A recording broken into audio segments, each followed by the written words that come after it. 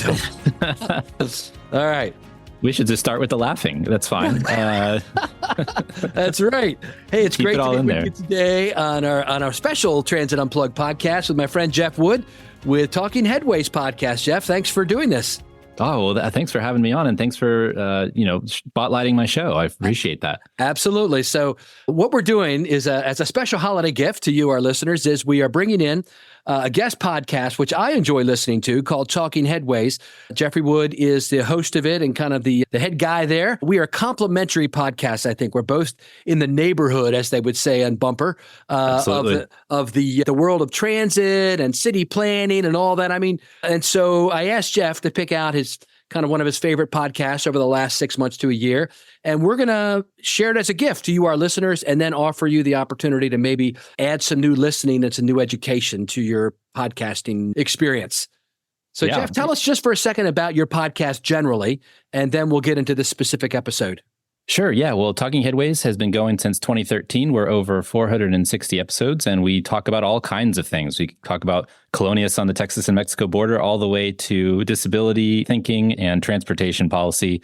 We're just kind of all over the map when it comes to thinking about cities. That's our general kind of theme is anything related to cities and transportation we're in. And like the specifics of the podcast, when does it drop? How long are the episodes normally? Anything like that? Yeah, sure. So it drops every Thursday. We have a Monday show on Mondays, every other Monday, and then we have a Thursday show every week, all 52 weeks of the year, which is why I'm super excited to have you on our show as well, because Christmas is always a tough time to create a show. But it's also a time that people have a little bit of downtime to listen. So hopefully we'll get a lot more listeners listening to both our shows. So I appreciate that. But yeah, it's about 45 minutes usually, 30 to 45 minutes. So not too much of your time. And we always edit out the ums and you knows. So you've got smooth listening the whole way. There you go. I love it. And tell us about the guest you have on this podcast, because it's a very unique topic. I loved it. Yeah, well, so this is Karel Martens, and he wrote a book called Transport Justice. He's a Dutch professor who teaches in Israel, and he just got into the philosophy of thinking about equity in transportation. And it's a little bit different than I think people will think of when they think of equity in transportation, because he goes through the whole policy of the whole sociology and background of thinking about how we can think about justice in transportation from a different perspective. And I really, really enjoyed the book, and I really, really enjoyed sharing it with people. And I go back to it a lot. I really do. On some of the episodes, I'm like, oh, well, on our episode with Karel, so it's one of those foundational episodes. Refer back to it. Yeah, I do. Yeah, I do. Yeah, so it's philosophy, episode. Which you don't hear a lot on transit podcasts, so to speak. You know, we're talking tactics, and this is really even beyond strategy. It's on the philosophy of how public transportation should be viewed. So anyway, I think our listeners will find it fascinating and a foundational episode as well. And thank you for sharing it with us. Now, if people want to tune into your podcast after they listen, they're just like, oh, I really like that guy, Jeff, and I like this whole approach, a little bit different than Paul, and I'd like to add it. So how will they find out more about it? Well, you can find our podcast wherever you find your podcasts: iTunes, Apple Podcasts, iHeartRadio, Spotify, SoundCloud, anywhere, Acast, those types of places. So great. Anywhere you find your podcast. And a website where they can find info? Yeah, theoverheadwire.com. There you go. That's great. Well, thanks, Jeff, for doing this for us, and we look forward to working with you more, even in the new year. Yeah, we look forward to it too. Thanks, Paul.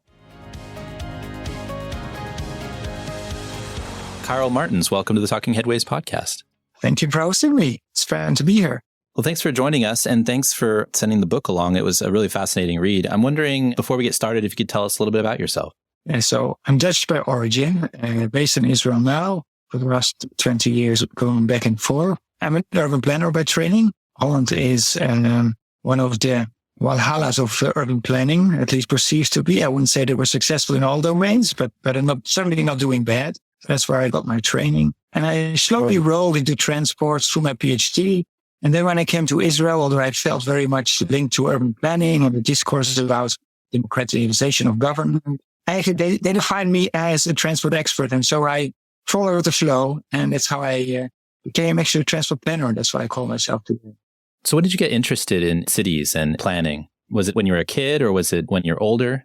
I knew when I was 16 that I wanted to be an urban planner, study urban planning. Nobody around me knew what the Dutch word for urban planning meant. I don't know how I figured out what it was. I remember when I became a PhD student, there was a little department magazine, and they interviewed all new PhD students. And I remember telling the story that I remember in kindergarten, they would build things with wooden cubes. And I remember, or reconstructed memory, but that I would build, in my perspective, very sophisticated cities. And I would look at my fellow kids in kindergarten and say, why don't you build anything decent? So there was something apparently in me of building cities, although I don't think it's the work of an urban planner nowadays, building and designing cities. It's really a process. It's really a policy science more than a design science. But I guess there was always something in me that liked cities and creating cities.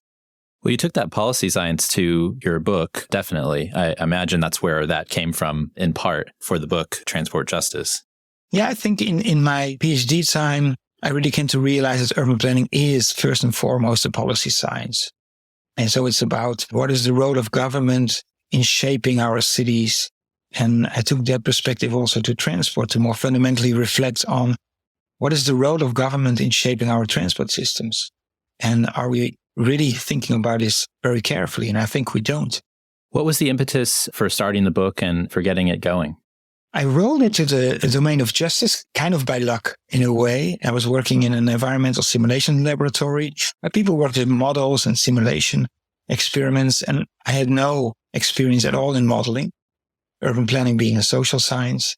And in order to do something with modeling anyway, in transport modeling, and to contribute to the field, I had to invent something new. And I came up with the idea, let's think about how transport benefits some people and not others, which then later on I figured out there was quite some literature about it, but not that much, and certainly not in modeling, or very few. So I kind of rolled into justice and transport because of the challenge to do something new in modeling.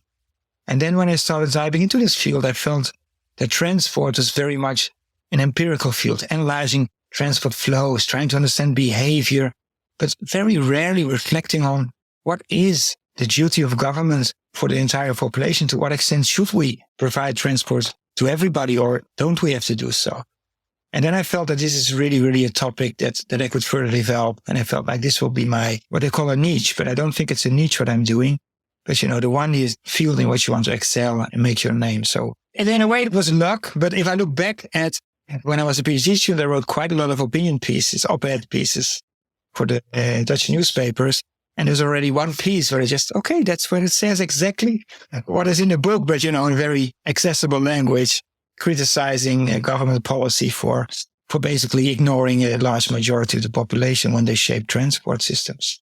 And that's interesting because it seems like we, as society generally focus on those empirical data-driven analysis to be the quote unquote right answer. Whereas in your book, you kind of go through and discuss an approach to thinking about justice through these theories, right? So thinking about almost as a philosopher and kind of weeding pieces of philosophy out to get to a discussion about transport versus weeding data out to get to an answer that you think is correct.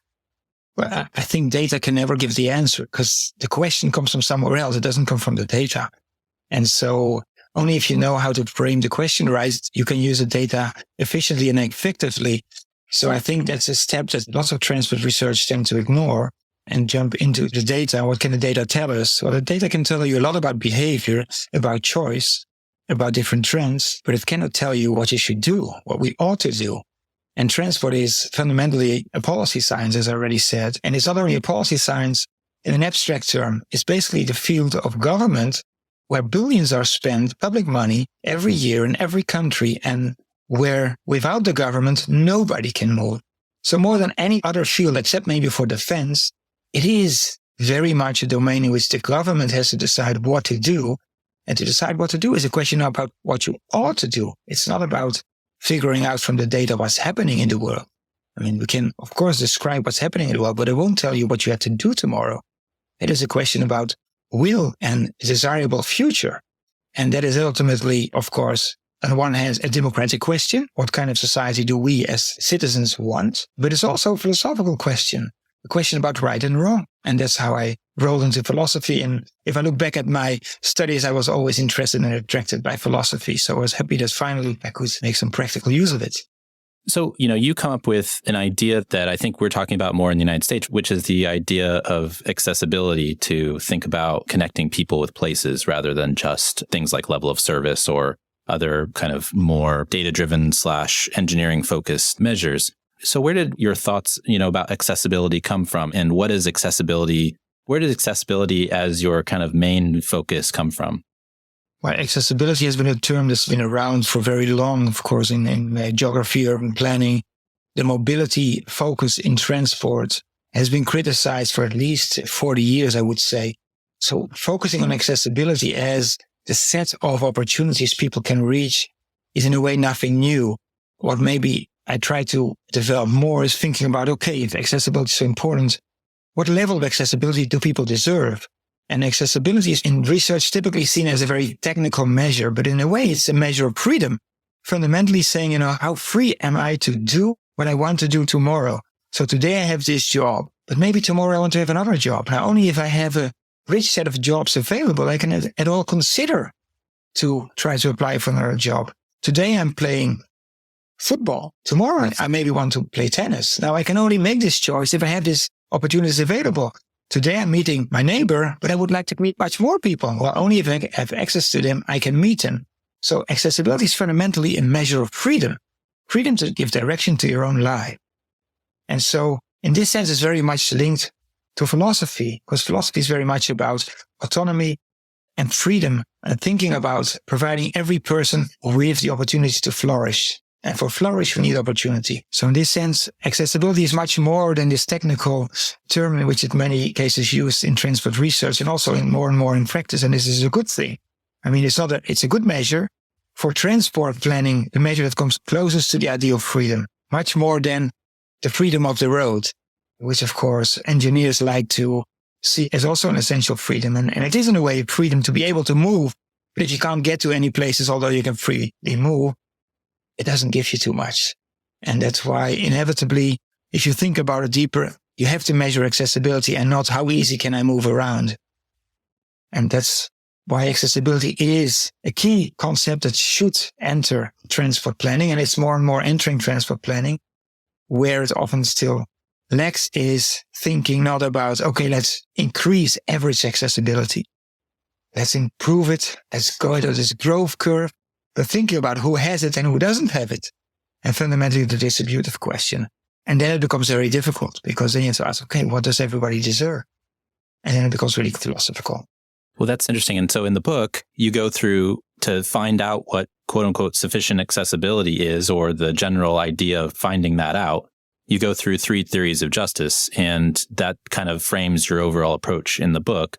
Each of these 3 theories, from Rawls and Walzer and Dworkin, paints a picture of your final discussion about what is sufficient accessibility. I want to go back into those 3 theories and kind of understand what each of them kind of says and what it said to you and why they matter to justice overall. Mm-hmm. So for me, the Michael Walzer's book, Spheres of Justice, was an eye-opener because when I entered the field of transport and justice, I started reading philosophy because I realized we cannot just measure equity in some way we want. So there have been quite some studies in equity in transport, very data-driven, you could say. But for me, it was not enough to map differences between people. It was really about the question, what do we owe to each other? And so I started reading lots of philosophy. And philosophy tends to be very abstract and talk about the world in very abstract and general terms. So we have people and they have abstract goods that have to be distributed and very sophisticated ideas of what is fairness. And of course, John Rawls's theory is the most well-known one. But that didn't really help me because they remain so abstract and in my perspective were not relevant and not applicable to transport. And what Michael Walzer did was actually saying, justice is not about this abstract world of the ideal theory. It's really about distributing a variety of goods that we have in society, which we value highly and which we don't think should be left to the market or to random will who gets them and who doesn't get them. And he then describes various fields of government where broad agreement has emerged about how goods should be distributed. And he talks about welfare and housing, hard work, talks about political power and so forth. He didn't talk about transport. But for me, this was like an eye-opener. I said, okay, justice is not really this only this abstract theory. The abstract theories are still very useful, but it's very much about thinking that there are various goods that people really care about and thinking how we should distribute these.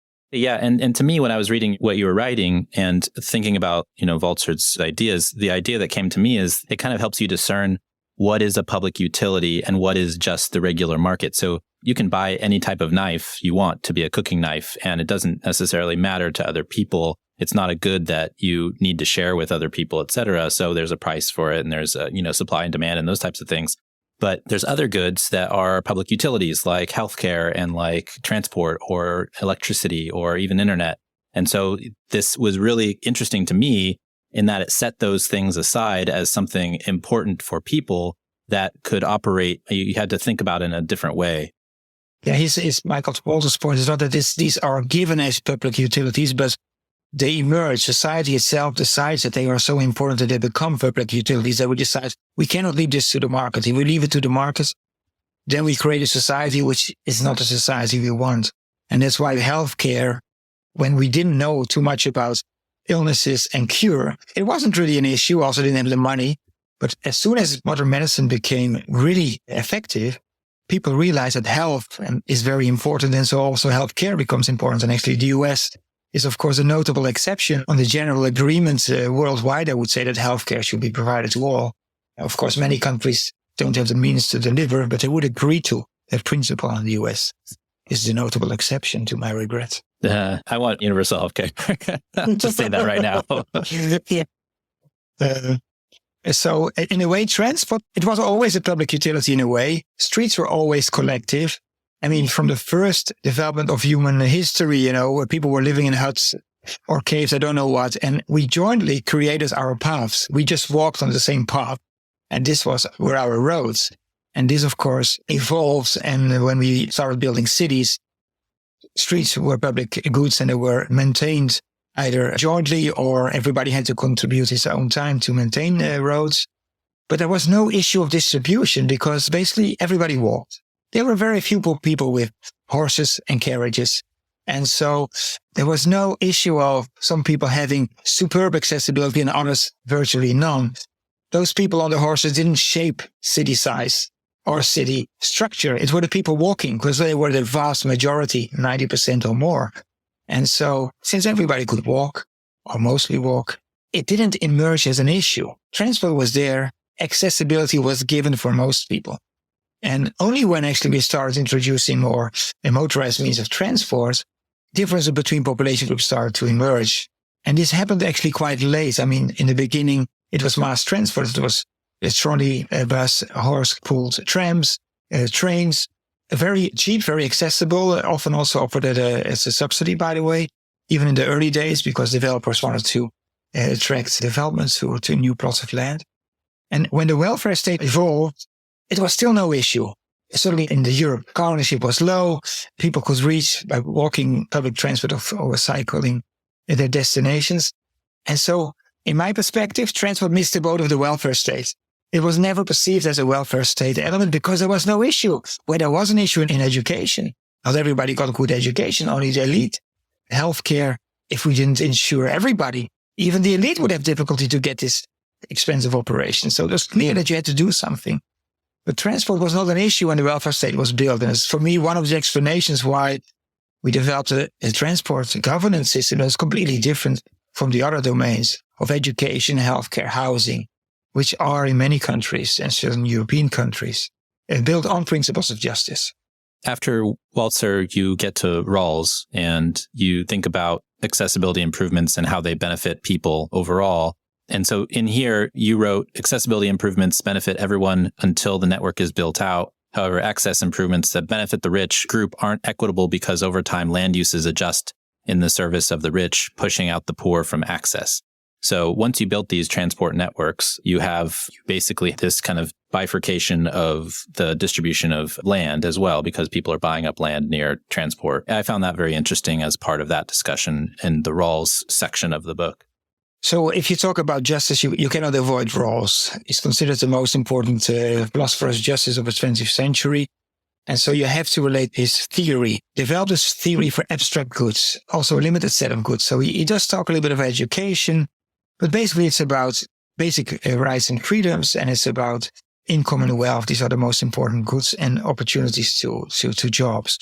And he builds up a beautiful framework in which you can actually balance these various goods. Because the challenge, of course, in justice is we want all. And if we would be wealthy, we would like to give everybody everything, right? But it doesn't work like this because there's scarcity. And justice only emerges because there is scarcity in the first place, because we desire something and we can't have it all. Not every one of us, and not everybody can have everything. And so Rawls managed to build up a framework that actually managed to balance freedoms, basic freedoms, speech, of organization, of religion, with restrictions on how income and wealth are distributed. But the moment you start adding a good to Rawls' theory, it becomes very difficult to say, well, do I want to have an higher income? Or do I want to improve my accessibility? And that's where the theory didn't help me anymore. I say, okay, yeah, you want both, but I don't know whether I can tax the rich more to give the poor more accessibility or actually more income. It becomes very unclear, and so it becomes only a political decision. And so it didn't give me the direction towards the principle of justice for transport. And that's where, I mean, the dynamic you describe about slowly bifurcation happening and the wealthy getting more and more accessibility and the poor less because land use start organizing around the dominant means of transport. That happens, but the question is whether that's a problem, and Rawls' theory couldn't give me an answer after a certain point. Up to a certain point, okay, yes, it still makes sense to make this trade-off, and then after a certain point, not anymore. And so, in a way, I was left empty-handed analyzing Rawls' theory and trying to apply it. On the other hand, Rawls' theory offers so much that it gives you all kind of building blocks about thinking about justice, about reasoning about justice, about a fundamental idea, which I found very enriching, is that justice is something we all feel very strongly about. And the classical story about the little kids going to kindergarten and telling, this is mine, I brought this from home, or you get a bigger piece of the cake, or you got two candy, I has only one. We feel very deeply about fairness, and the default is equality. And so what Rawls says, we have these intuitions about justice, and they're more sophisticated than what a child in kindergarten has. And this enables us actually to figure out what are reasonable principles of justice. So we can, on the one hand, develop philosophy, and then we can share this with people who didn't go for this argument and see whether it makes sense to them. And if it doesn't make sense, then we can educate the people to some extent and challenge them to reconsider their intuitions that might lead to change. But we should also go back to our theory and reconsider the theory and see if we can come up with a proposal that is more in line with the intuitions. And so that idea of coming to a reflective equilibrium, as called in Rawls' perspective, is very useful, I think. So you never think about principles of justice in vacuum. It's really figuring out what you can justify and then checking whether it fits to the intuitions of people. And I think in the end, the sufficiency principle I come up with is so intuitive that you can say, what did this guy spend his 10 years working on his book for? It's obvious. Yeah. It is, if you think about it, but at the same time, I do appreciate that you went through the steps of figuring out what would work and what might not work. I mean, the discussion of Rawls is frustrating just because you do see these things that you think should apply to transport. But in the end, like you say, it doesn't quite fit into an overall kind of transportation planning function, right? It works as an equity discussion, as a justice discussion. And at the end, I was actually frustrated reading the book. You were like, well, it doesn't quite work out. And I was like, well, then why did I read that last chapter for? I never thought about that. I know that I have to write a book that's more accessible, and it doesn't make such a long philosophical story about nothing. I appreciate it, though. I mean, like, just reading, I was like, what? Well, what the hell, man? But, reading Walter and then thinking more systematically about Rawls made me realize that Rawls' theory is not a universal theory of justice. It basically develops a very, very powerful argument for only three domains or three spheres, Michael Walsh would say. The spheres of basic rights and freedoms, the sphere of opportunity of jobs, and the third sphere is that of income and wealth. And Rawls' theory, although it's very, very broad and very, very powerful, I think, doesn't go further than that. It doesn't tell us really what we owe to each other in healthcare and education, and certainly not in transport, which doesn't make his contribution to philosophy less impressive. Yeah. Well, then we get to the desert island. Yes. which I was interested in that too. I keep thinking about, desert island top fives or, music you'd listen to, but actually it's the distribution of goods if you get to a desert. And all these folks have interesting catchphrases, as it were. You have the veil of ignorance, you have the desert island, you have all these things. Yeah. But Dworkin has the desert island auction. Can you explain that a little bit more? So Dworkin wants to think about what would be a fair distribution of goods, and he feels that preferences should play a stronger role in that. He feels that preference has been underplayed in thinking about justice and mostly also about in a roles perspective. And so he creates a thought experiment in which people wash upon an uninhabited island, and rather than hitting each other on the head, which most people would likely start doing, or some percentage, and trying to grab as much of the island as possible, he assumes that his shipwreck survivors are actually reasonable people and sit down and think about how they will share the goods they find on the island, which belong to nobody. And it's really an inhabited island. And so they sit down and they say, okay, let's do the default and let's give everybody the same amount of candies, or in his example, coconuts and pineapples. Let's say every day there's enough for 5 coconuts and 5 pineapples for everybody. But once it's being distributed the first day or the second day, some person steps up and says, I know I get 5 of these and 5 of those like you do, but I don't like pineapples. I never like pineapples. And so I really don't have the same as you have. Although we have the same number, my preferences are not served as well as your preferences. And so I think this is very unfair. And we should think about a different system of distributing the coconuts and pineapples which we have on the island. And people sit down again and think very carefully.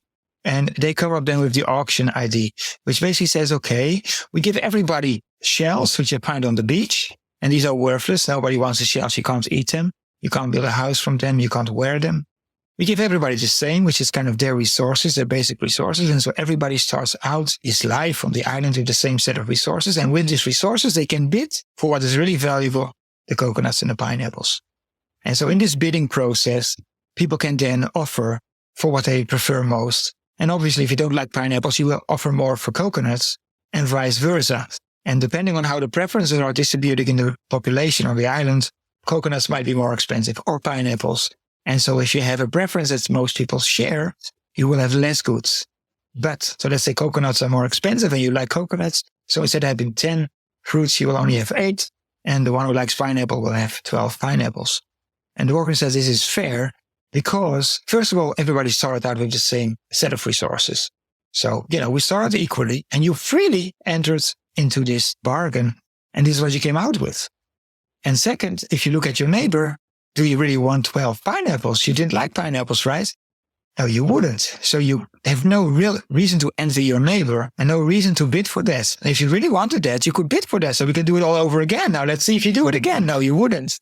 And so he says it's envy-free. And so it's a fair distribution. And so inequality can be fair as long as it serves different preferences and starts from a situation with equality of resources.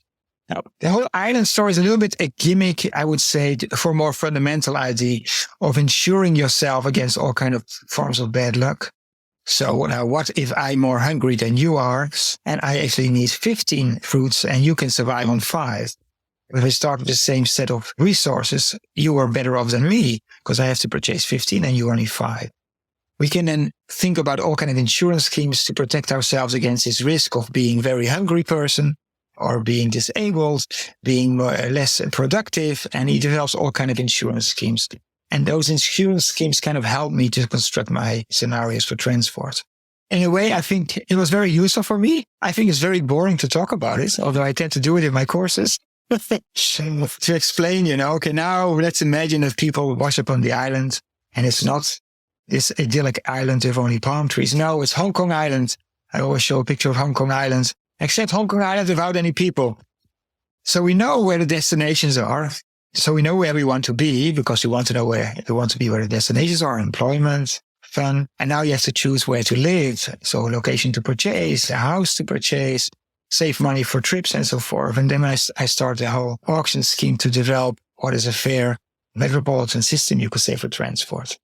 Yeah, so you pulled all the 3 together and there were some that work, some that don't. And you took the auction/insurance scheme idea and kind of moved that forward using some of the principles of the other ones as well. I mean, general justice principles. especially the veil of ignorance of John Rawls, of course. So the idea is that the people washing up on Hong Kong Island and having to think about, who can live where and what kind of transport system to create on that island, they are sitting behind a veil of ignorance. That means they have to agree on how the world will look like without knowing who they will be in the real world. So when the veil of ignorance is lifted, people have to start living in the world they created based on the rules they decided upon behind the veil of ignorance.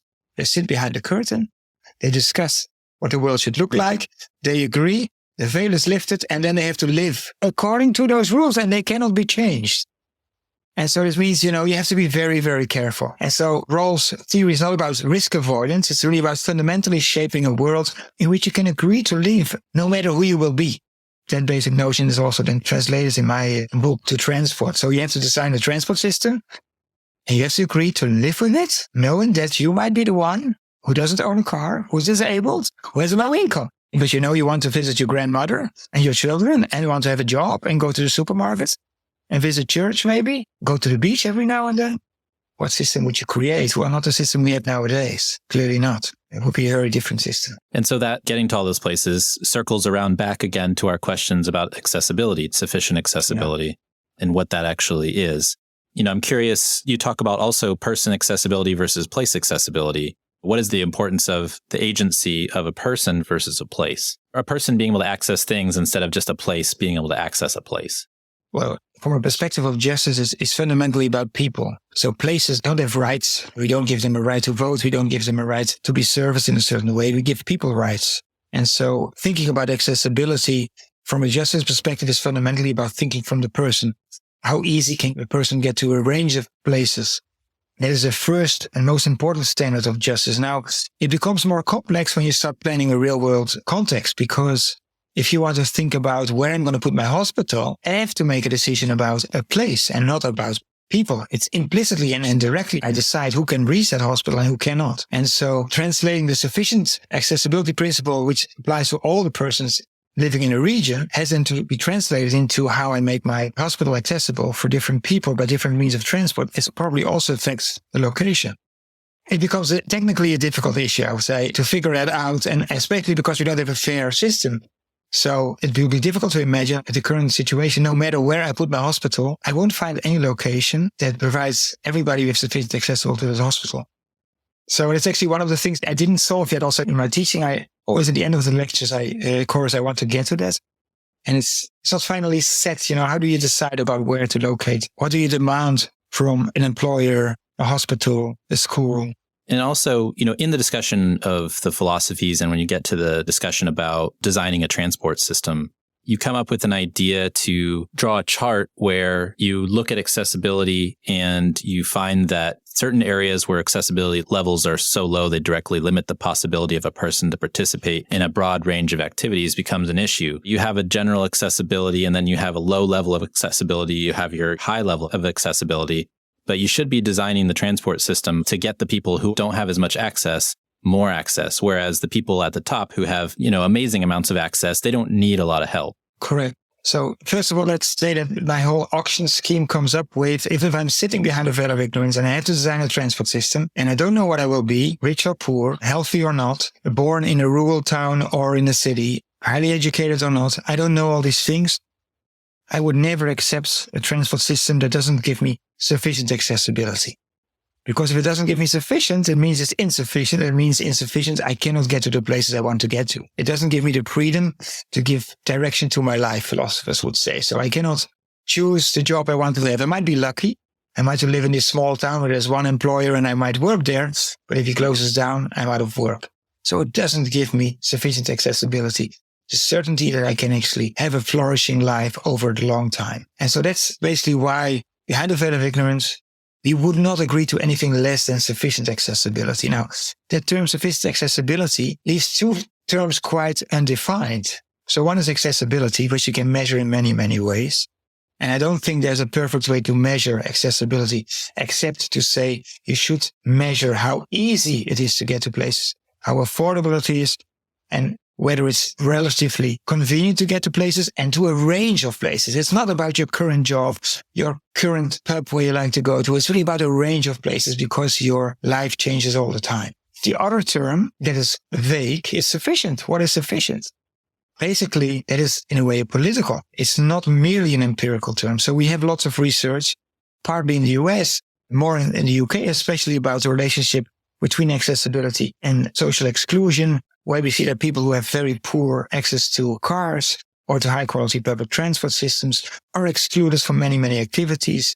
In the US also, there's lots of research showing a connection between low accessibility and low employment, welfare payments, but also social isolation, lower healthcare uptake. In the US, there's literature on food deserts, so you don't get your healthy nutrition. So we know there's a connection between accessibility and having a flourishing life, which includes employment, seeing family and friends, being able to buy the food you need, and so forth. But we don't know exactly the empirical connection. There's not been much studies to say, okay, if you have this amount of accessibility, well, then you're really doing fine. But if it drops below a certain level, you're really at risk. So we know if you're very low, you're clearly at risk. And if you have a car and you live somewhere in the city, the core city, you're doing fine if you have sufficient income to run the car. But we don't know where the tipping point is. And I don't think we can ever find a tipping point. It will be a vague scale. At some point, you see more and more people struggling to get to the places they need to get to. So there will never be a perfect point.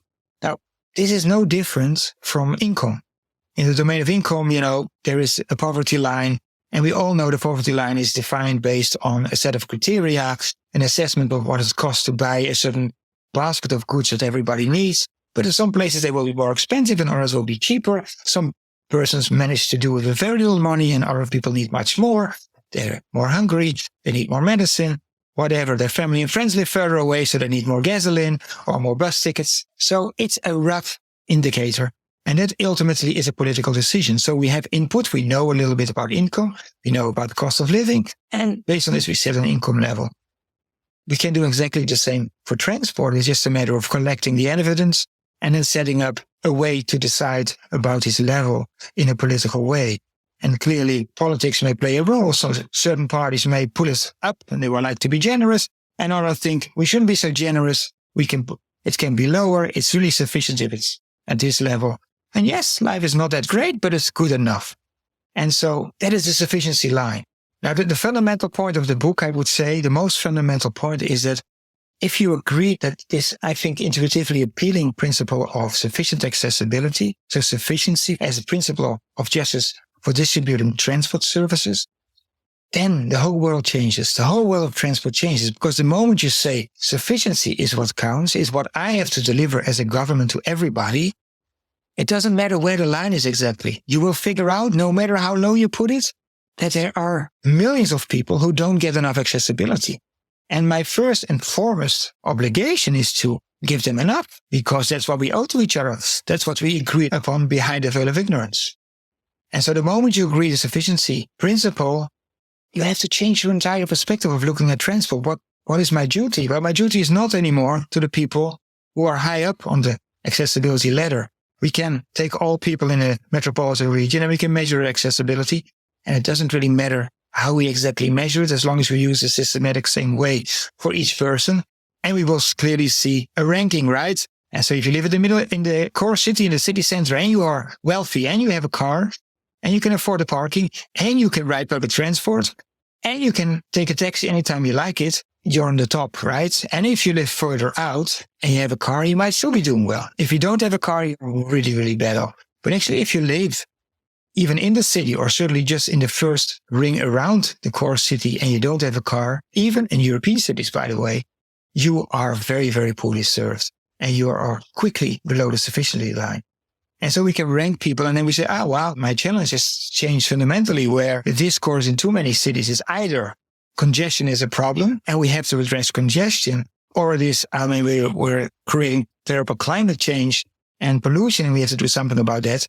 The fundamental challenge is now we have people that are not served well or below what we think they deserve, and we should improve the situation for them. So that's a radically different perspective, and it's actually congestion evaporates as a problem in most cases, not all cases, okay? That depends. It's an empirical question, but most people in congestion are in congestion because it's the fastest way from A to B. They're not in congestion because this is the worst choice they could make. This is the best choice. And this means if this is the best choice, this is made by a person who has a car, who is able to afford that car and run it. Next to that person will live virtually in all neighborhoods, not everywhere in the US if it's strong income segregation, but in most places, somebody who doesn't own a car. He doesn't have that choice. You won't see him on that road, but he's actually the person who is really suffering from insufficient accessibility. It's unlikely it's a person with a car will have that. Now, maybe at the very edge of the metropolitan region, you will find people with a car with insufficient accessibility, and you do find them. But there, it's not caused by a poor transport system, it's because of lack of land uses. That was great because it gets to this point and the point of the book in that radically changing the way that you look at how to solve transportation issues is looking at people and their needs rather than problems to solve, right? So problems like congestion, problems like the environment, thinking about people first is what I got out of reading the book. And it's interesting to think about when you think about environmental problems and you're trying to target them, and we do want to target them because they are important, especially in this age of climate change. Definitely. But it makes you focus on things that you don't want to focus on. So if you're targeting congestion or you're targeting environmental issues, you're actually talking more about the car than you want to be talking about. And what you need to be talking about, and what I learned from the book, is that you need to be talking about population groups, people in certain segments of society that need to have more accessibility rather than targeting the segment of a road that's congested or, the need to reduce particulate matter, which I think is important. But by solving the people problem, I think you get to solve all the problems. Let me take these two problems, tackle them separately. So congestion emerged as the main problem because transport as a field of research and of government practice evolved from other engineering disciplines. The other engineering disciplines were basically, in a way, very progressive. So they emerged at the end of the 19th century, water systems, electricity systems, sewerage systems. And the engineers were very, very ambitious and very progressive. The cities were very polluted, and they saw in these new technologies the opportunity to make life better. And their idea was just to build systems and connect each and every person to that system. And that's what they did. Or that's what we did as a society, at least in most places. And the transport engineers took that same idea. We have this wonderful new technology, it's called the car. We combine it with the other wonderful new concept called the highway, grade separated highway. And the only challenge we have is just connecting everybody to this wonderful new road system. And then they can connect to the system just like they can open the water tap and everybody is served. I'm not sure that they entirely believe this, but it's certainly how they designed the system. It's just a matter of rolling out the roads over the entire country. And that's what happened without any consideration for what we do today, which is the cost-benefit analysis. We wouldn't have built many of the highways we built out in faraway places where till today the demand is too low to justify a road according to this cost-benefit principle. Well, we did it because of the same engineering progressive perspective. This is the new technology and we should connect everybody to it. Now, what works in electricity and water and sewerage doesn't work for transport, right? If you have water in the home, a kid of 2 years old can open the tap and close the tap. With some care, they can also use electricity pretty young. After potty training, the toilet is also available for them. It doesn't work like this in transport. And the road system will never serve everybody. But that thinking of having a system that works, basically calculating the volumes that my system has to send from A to B, whether it's electricity or water or sewerage, that philosophy is still so ingrained in the transport engineering principle. That's how they look at the system, and congestion is a failure, like a blackout in electricity is a failure. But that is a wrong measure of failure in the transport system because the system is not important. Having a working system doesn't guarantee that people have accessibility. Even free-flowing traffic doesn't guarantee that everybody has accessibility. Go to very remote places where you always have free-floating traffic and you don't get anywhere. And that's not really what we want to offer people. What transport is all about is getting to destinations. And so that's the congestion part. It's just still stuck in the engineering perspective. Starting from very good intentions or delivering the best possible system to everybody, and failing to realize that this system can never serve anybody. And politically, that was also embraced. I don't know in the US, but I know in the Netherlands, I know in Israel, I know in the UK, there was mostly social democrats politicians saying a car for every family. That was the vision. And if everybody had a car, transport problems were solved. We just have to build a road system. And the wife didn't count for the car was, of course, for the man going to work. Back in the day, yeah. Exactly. And children were invisible, apparently, or were just in a temporary time frame, about to be adults to drive cars. But even adults, even in the US, we didn't get to the level that everybody has cars. They're expensive. There are impairments. Not everybody likes driving. People are scared of driving. In the metropolitan area like Los Angeles, 20% of adults doesn't have access to a car. 1 in 5 adults, that's an enormous amount. In a wealthy country, we didn't manage to get there. We will never get there. That should be a fundamental starting point. And if you realize that, you should start from people and ask, is everybody served by the transport system? And so congestion might still be a problem, but in many cases, those in congestion are served much better than those who cannot enjoy congestion and do not have access to a car and has to use public transport. Sometimes they can use bicycle and so forth. So that's the congestion part. Congestion might lead to insufficient accessibility, but if it doesn't, okay, it's not a problem. It's annoying, it's unpleasant. I'm also sometimes in congestion. It is very annoying. I like free-flowing traffic myself, okay, if I drive. But that something is annoying is not a reason to pour lots of public money into it. And certainly not if you realize all the damage, of course, that is being done because of increasing road capacity. That's that part of the story. So congestion, we can really park only if it leads to insufficient accessibility. We have to address it. Otherwise, if people want to buy their way out of congestion by financing a separate lane, we might consider if it doesn't do too much other damage. Let's go to the other damage. That's climate. But not only climate, I think just talking about climate is already distancing us educated people who design the transport system. Many people who suffer much more from pollution than maybe directly from climate change, although also disadvantaged population groups are, of course, more affected by climate change than more advantaged groups, because if you're advantaged, you can always find your way out and move to better places. But so environment broadly, not only climate change, local pollution, very important, but it's not a goal of transport. Transport has one goal. It's enabling people to get to destinations. So if you focus on environment, you lose sight of that goal.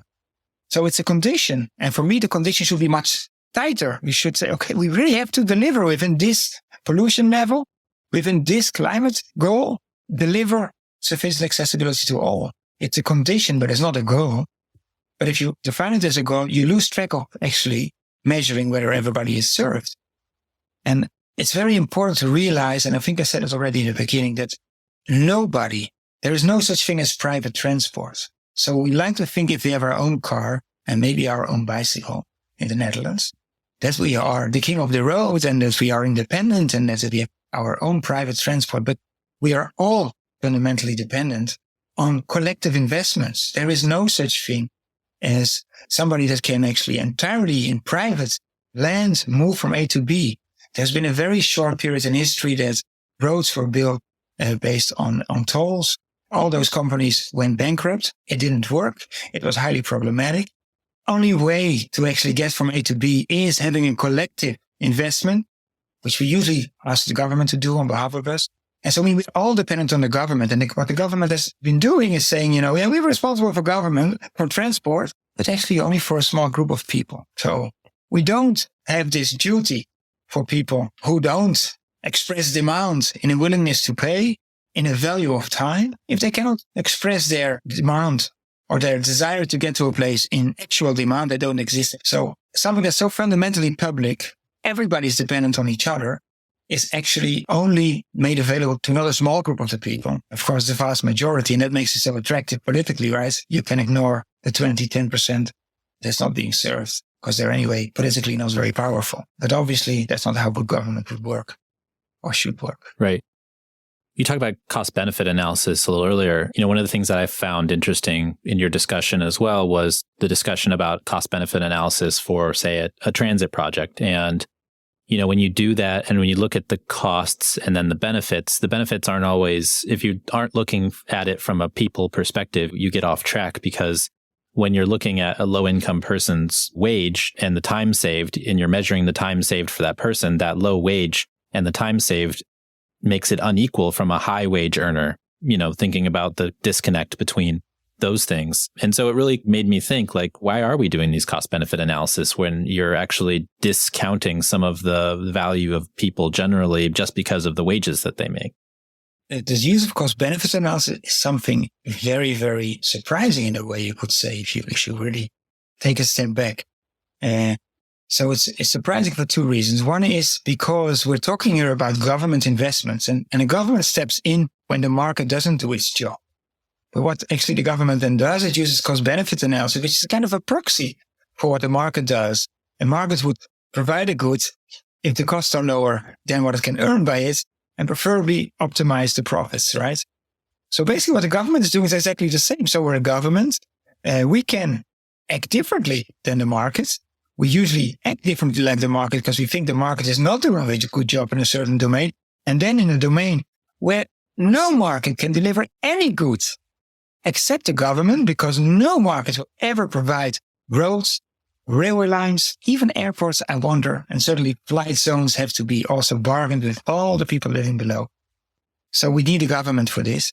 And so where we ultimately need the government is just using a market principle.